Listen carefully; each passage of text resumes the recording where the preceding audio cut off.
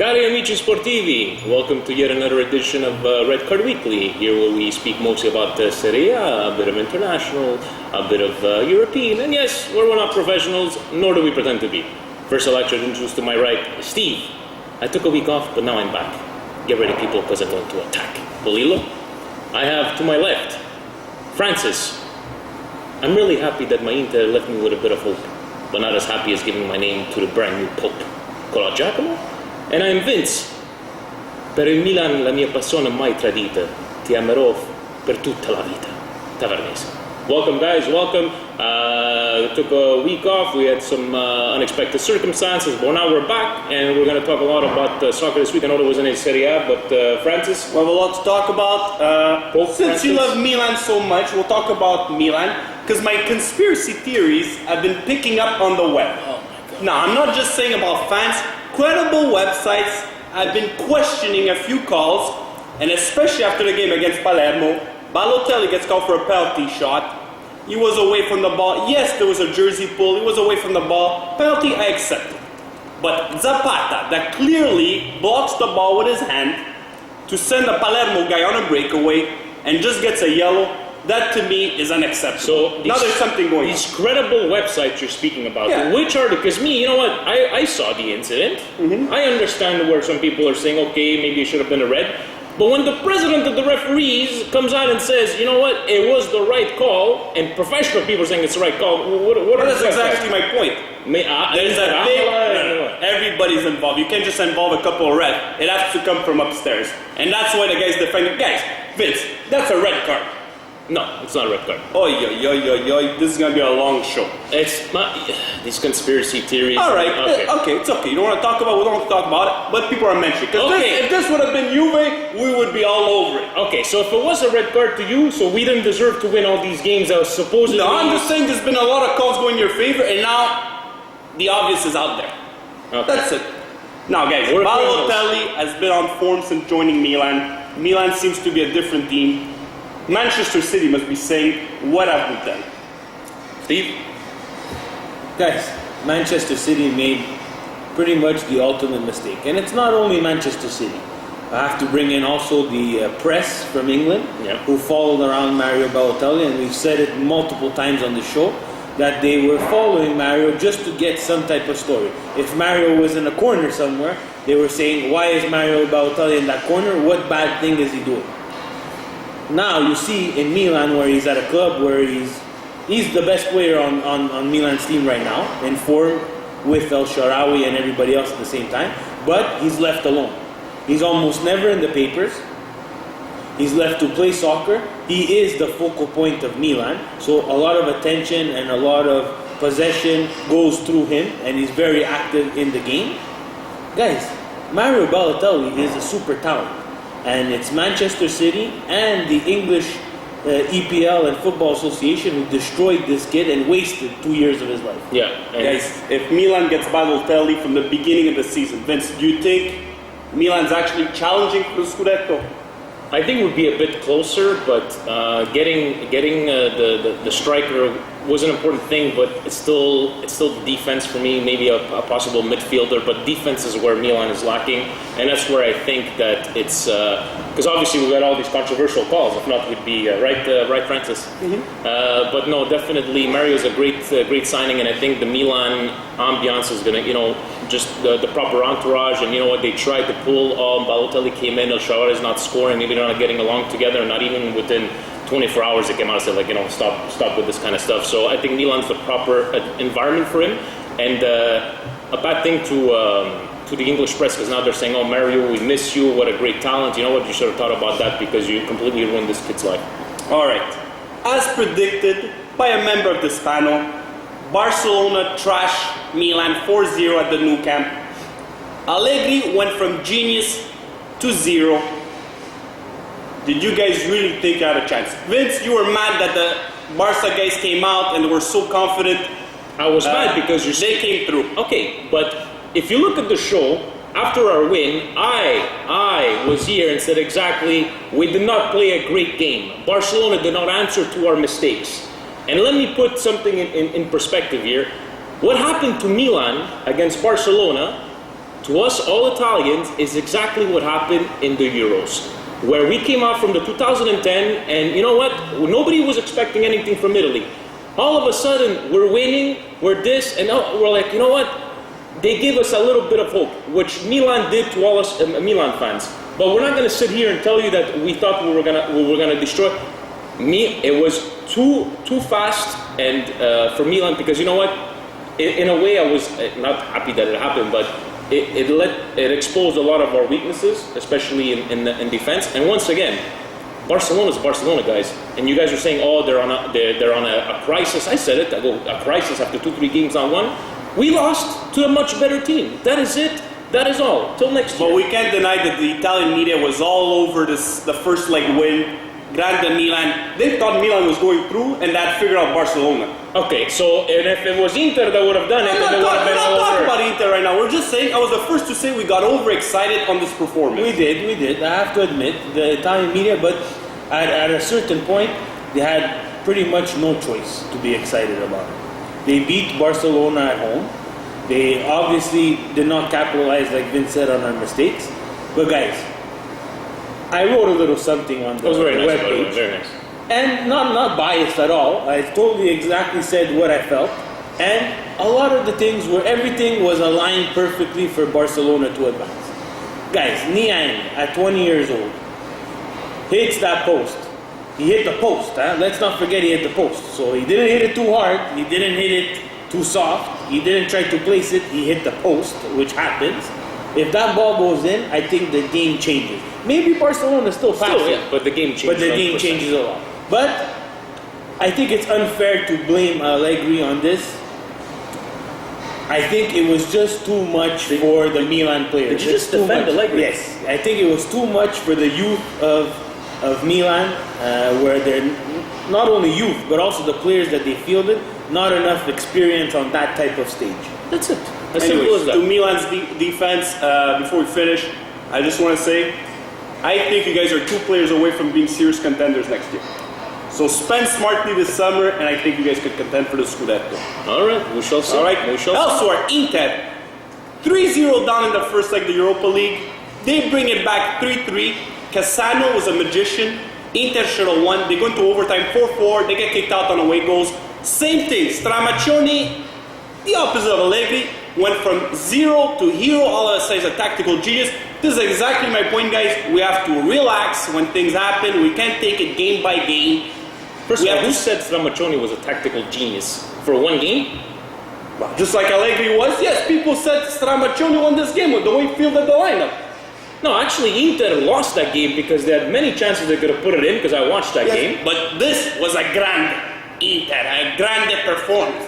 This was a fantastic. They totally dominated a Tottenham Hotspur team that was the hottest team in Europe. Yes. Yeah. Okay, 3-0 down. Inter had a full lineup that was not available for this game. Basically, when no tools, they can't. Guys, give some credit to Inter. Does this put Inter back on the map? Does this give them confidence to challenge for that 3rd spot now? They're playing Juve next weekend. Didn't they come back against Catania 2 goals down and then they lost again the next week? It's one game, Francis. It's one game. Okay, I'm asking you the question. Do you think this puts back Inter on the map? Gives them confidence, team unity to bring them back? I think for a that 3rd spot. I think that win there with the time frame, because now would you have like 2 weeks since that game? I'm not sure. I'm not sure. The win came at a bad time.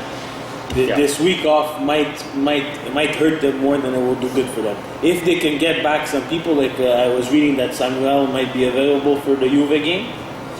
Yeah, but now Juan Jesus, because of the game that was postponed against because of that whole thing, right? Game was postponed against Sampdoria.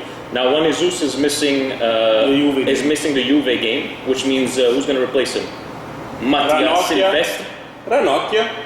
Ranocchia was on there. Ranocchia. Ranocchia's gonna play. Kivu could Let's play. just say I hope, and I hate saying this, I hope you beat Juventus, so it opens up a bit more the floodgates in Serie A. I think it will be a fantastic game against Juve. It always is, Inter Juve. Hopefully this team unity, but I think this international break really did a little bit more bad than good for Inter. It would have kept them on a roll. That's I right. do agree. I watched the game as well. They did dominate Tottenham. Guys, let's talk about Tottenham. If they lose Gareth Bale, Oh, they're in trouble. They're in But, trouble. okay, Gareth Bale wasn't in the lineup. And they've been slumping in England too. No, they've been slumping in England since that game. They lost against Tottenham. Lost what? Was it? I believe last week against Fulham. Yeah, Fulham exactly. with Berbatov scoring. So once again, it's just a couple of games. But let's look at the last 10 games from them. They haven't lost. So we'll see if they could. And I just want to say, finally, Moratti came out and blamed the situation on Branca for bad signings and for some bad sales.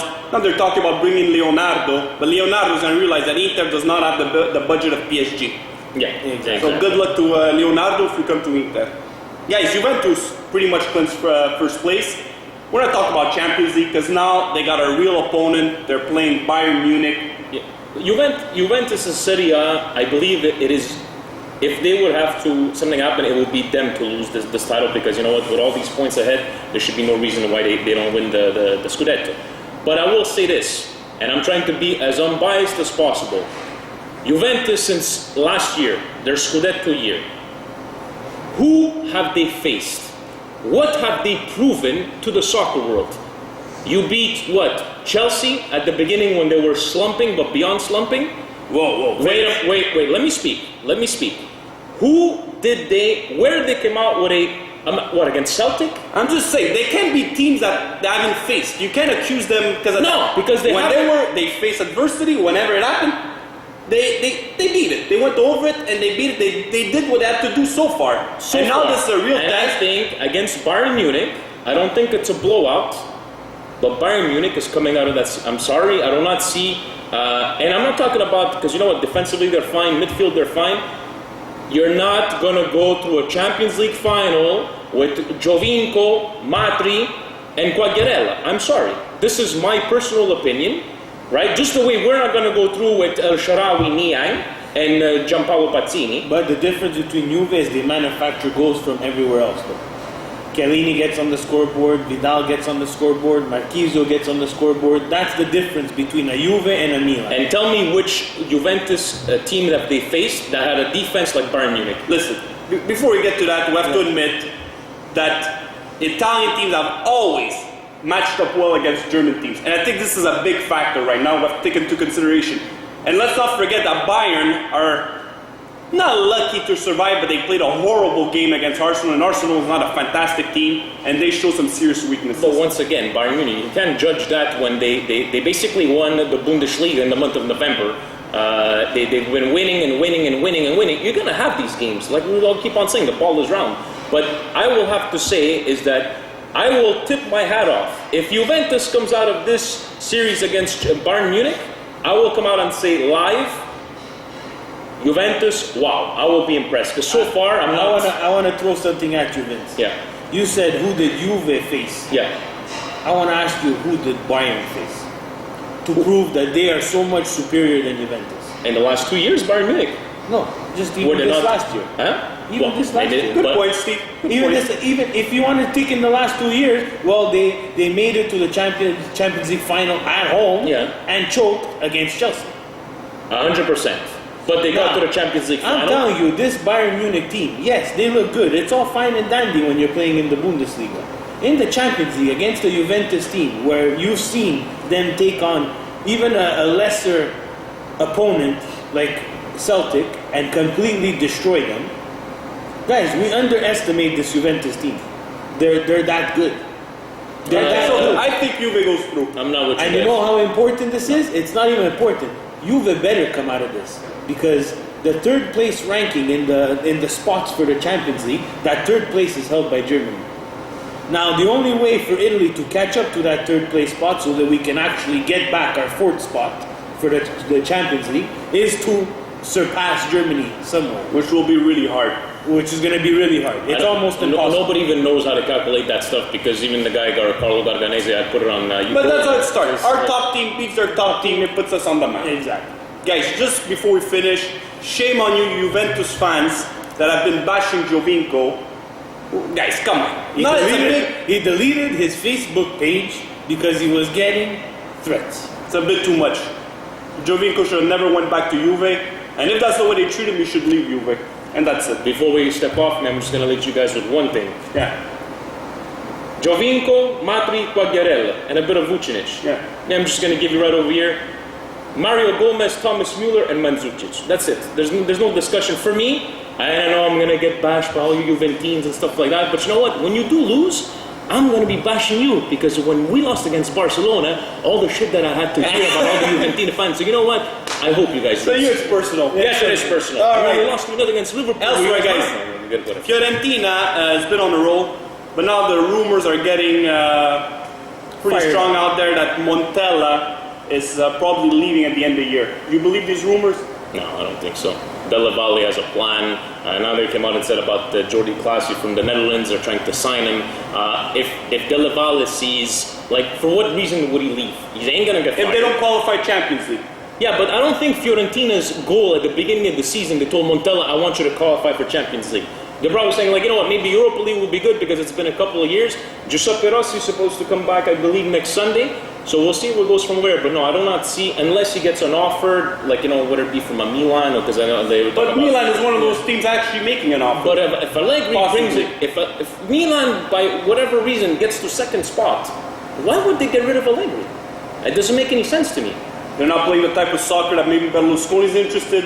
The way Milan is playing with the players they have, this is not Milan soccer, I'm sorry. But we still adapted, didn't we? Yeah, I know, but With the help of referees. Montella could be that guy, bring them to the next level, especially with the young players that have up front. I don't see him. I think Montella is about 2 to 3 years away from a big team. If he would make a switch to a big team, I think it would be a mistake. It would be like an AVB situation. AVB, perfect, yeah. Also, the rumors about Jovetic being sold, now he's all over the place. Arsenal's the latest team to actually be interested in signing. There's also Juventus. Do you believe Jovetic stays in the end of the season? If they can qualify for any Europe, whether it be Champions League, that extra revenue, they will keep him. I don't see them selling him. Juventus, I 100% don't believe it because of all the animosity between Fiorentina and Juventus. If he would have to be sold, which I doubt, it would be Allestero somewhere else in Italy. But he is a fantastic player, but he's more of a on and off, I believe. Like in those 2-3 games, he'll be fantastic, and then within a couple of weeks, you don't see him anymore. Anyways, elsewhere is Napoli. Finally, Cavani finds his form. They're going to fight for that third spot. It was getting critical now. There's hope for Napoli and Cavani. But even Cavani, now there's rumors linking him out of the San Paolo. Well, Then again, if De Laurentiis gets an offer of 60, he's putting the price at 70 million. that's His his clause clause, is yeah, 70 70 million. million. At 70 million, a team like Napoli, He has to sell. you have no choice but to sell. If, as a Napoli fan, if I hope De Laurentiis, if we would have to sell him, because you know what, let's be honest, an offer of 70 million, I think you would have to be, we got to remember, yes, we look at soccer with our hearts, but it's a business like anything else. I just hope he would take that money and reinvest it properly into the team. But other than Manchester City and PSG, and then again, even though De Laurentiis says yes, Cavani's got to say yes as well. So Or any Spanish team that buy players and don't pay for these guys. They're still, Fabregas has still not paid that. Yeah. Arsenal, they still haven't gotten a full payment. Falcao, Porto still hasn't gotten full I heard payment. about that. So before you sell to a Spanish team, make sure you get paid. or you do like Silvio and you do these equal payment plans. You see?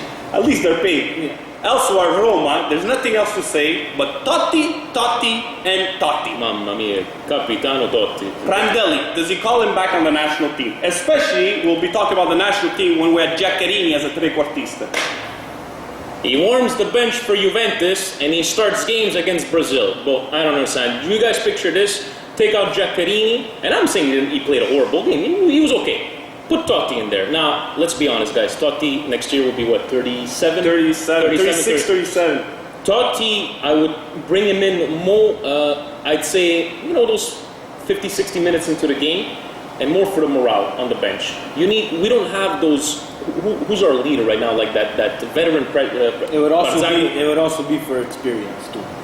And guys, in the upside down World Cup, Korea, Trapattoni, he made the ultimate mistake of not bringing Roberto Baggio to that World Cup, where if Roberto Baggio would even grace the bench in South Korea, we would have probably been the home team because of the whole religion thing, the Buddhist thing. Now in Brazil, it's not the same thing. Brazil have their samba boys, but Totti would be something of an eye catcher too. It's a kind of like a swan song. It would be a nice story. it would be a good distraction for the young guys and also a bit of experience on the team. Maybe if Cassano's there as well, another way to control Cassano. Yeah. You know that Totti is able to control Cassano and Balotelli. Cassano together. You understand? It would be a great thing. It would not only be nice to see him again in the Azzurri jersey, but guys, it's a year away and we know Totti. There's an injury coming sometime soon. And maybe something, guys, you remember in Euro 2012, Pirlo had a couple of great games, but you saw at the end he just didn't have the legs anymore. Can he be, I know they don't play the exact same position, but can it be that, a Totti for there maybe to replace him in those games to play a bit more I don't know. But I wouldn't be, just so watching him play, Totti, the way he's passing the ball and doing what he's doing, I don't see why not. I really don't see why. All right, so now let's talk about the national team. We have 10 minutes left. What a fantastic game midweek against Brazil. Probably the best exhibition you ever seen. Oh, yeah. There was quality all over the field. This was high-level soccer. And credit to Italy that was losing 2-0 at halftime, which the score did not reflect the way the game was going. Yeah. But at this level, you make a mistake, you get punished, and that's what happens. But they came back, they fought back. Prandelli has brought unity to this team. Kudos to Italy. They should have won this game. We should have won this game 3-2, 4-2, even 5. We had a lot of great chances, and your favorite player, Maggio, actually played a good game. He played. It's a long time I didn't see Maggio. I don't remember Maggio playing a good game on the national team. He played a really good game this week. But When I exactly. saw his name on the actual lineup, I actually questioned why would he bring Maggio, where he was not having trouble getting on the Napoli starting lineup, kind of like a Giaccherini. Yeah. But guys, I've said it many times. I'm not a big fan of these mid-season friendlies. But if every mid-season friendly could be in Italy, Brazil, the way that happened, then they're worth being played. Yeah. I really enjoyed what I saw is that, we never stopped attacking, even down 2 goals. A lot of, still some stuff that, Prandelli needs to look at. Would it be the formation? The 4-3-3 did work there in the second half. El Shaarawy and Cerci. Because Osvaldo was bad in the first half. Osvaldo was bad, but I think Osvaldo in a 4-3-3 formation would perform better. De Sciglio. In that 4-3-3, do you take out Balotelli up front to put Osvaldo as a front man? You can. Yeah, no, that's a good point. But De Sciglio, I was, for a 19-year-old kid, I was so impressed. And yes, he made some mistakes, which, if you have to make mistakes, make them at this age, at this point, as a friend like this, but his call, Dani Alves going out, and he's just turning honestly, he does remind the movement of Maldini. I hope. I have a little critic about De Sciglio, not about the player, but everything around him. Twitter was on fire. People were bashing De Sciglio on one side. On the other side, they were putting De Sciglio on top, the next Maldini guys. He had an okay game and a very average game. He made mistakes. It's okay. He's 20 years old. He has great potential. And it's his character, I think, that should be judged on this game. The way he came back in the second half, he stayed composed. But just let's relax. Let's give the kid a chance and just leave as it is. Remember Santon, we put him the next Bergomi. He had a hard time. He's got nice finding his form. Let's be patient. Oh, by the way, another ex-Interista says, I will only make my luggage if I go to Milan. Yeah, but there's 2 teams. Oh, De Sciglio too, huh? De Sciglio too was an actual tryout for Inter and they don't like Guys, it. I just want to bring up something else about that Italy game. Guys, could it be that Mario Balotelli is growing up? Best player on the field. Best by player far. on the field by far, and after his post-game interview, actually mad at himself for not capitalizing on more of the chances that he got. Guys, we've seen Mario with Inter, we've seen Mario with Manchester City. I've never seen him come out and actually criticize himself. Maybe as he was in England, he would have been happy with that 1 goal. Yeah. With the Italian blue, he was not happy. I think we have to give some credit to Prandelli. Yeah. That's really his Father figure. exactly. But was very impressed as well. Barzagli, nobody ever talks about him, but he was a pylon back there in defense. He played very, very well. The back Very three was happy. solid. Back three was very solid. And Brazil, we can't really judge Brazil because half of their star players weren't playing. But look at what a team like a half-star team can do to even a strong team like Italy. So it should be an interesting World Cup. Brazil, they clearly miss Silva at the back. David Luiz is not the answer. No, So does Milan. Yeah, pretty much. And also, I can't wait for the Confederations Cup because this is going to be a serious tournament. Not that they didn't take this game seriously. Both teams were trying on players and everything. But both teams are going to come in with a full lineup. Yeah, and it's going to be a great test before the World Cup. Let's hope it doesn't go like the last Confederation Cup, which were the first alarms that were going to go down right in 2009. So hopefully, Forza Italia. And yes, to all you Juventines out there, look. See? Hey? I just play a character on the show. It's all good. All right, finally, guys, our red cards of the week. Steve, you want to start your red card of the week? My red card of the week goes to FIFA and their organization of the Women's World Cup. It's going to be nice. It's going to be done in Canada. The location in Montreal is the Saputo Stadium.